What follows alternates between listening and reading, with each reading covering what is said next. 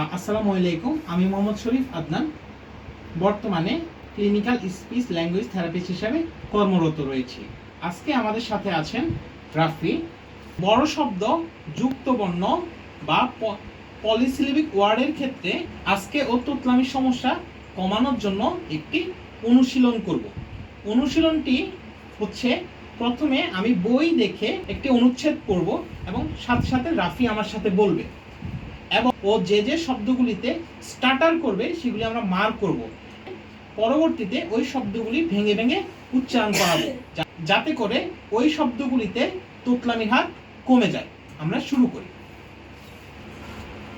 Autism আক্রান্ত, autism আক্রান্ত বেশিরভাগ পূর্ণবয়স্ক ব্যক্তির জন্যই বাড়িতে প্রায় সার্বক্ষণিক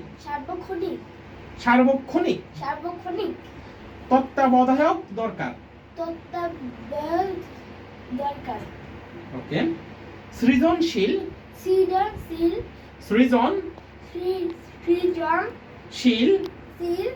ও সহায়তামূলক কর্মসূচির মাধ্যমে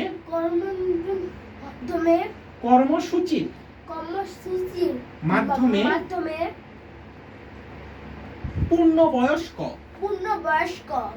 অটিজম আক্রান্ত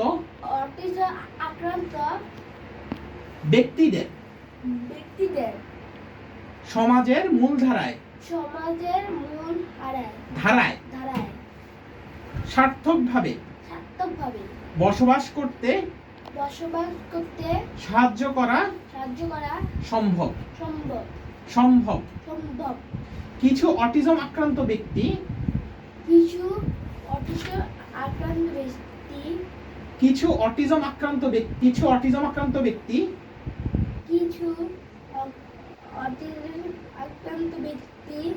বিশেষ করে যারা মৃদুমাত্রার অধিকারী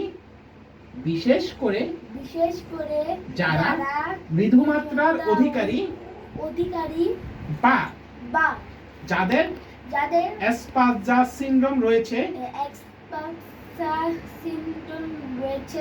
তারা মূলধারার কাজেই সফল হতে পারে।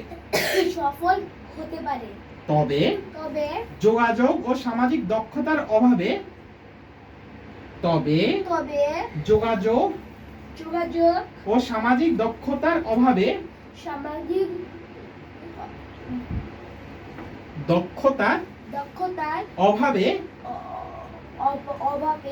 তাদের জীবনের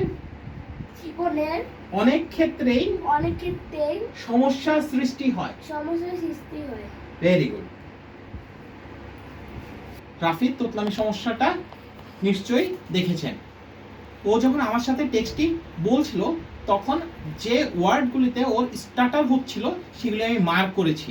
এখন আমরা সেই ওয়ার্ডগুলি ইন্ডিভিজুয়ালি ভেঙে ভেঙে উচ্চারণ করানোর চেষ্টা করব যাতে ওর স্টার্টারের হার আস্তে আস্তে কমে যায়। শুরু করি।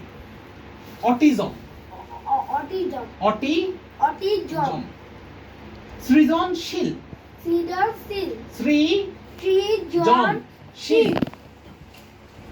সহায়তামূলক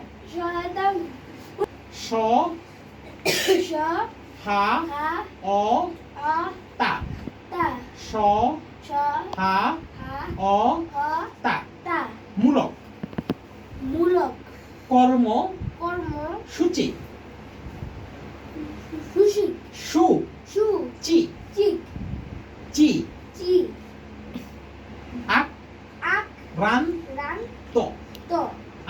আক্রান্ত।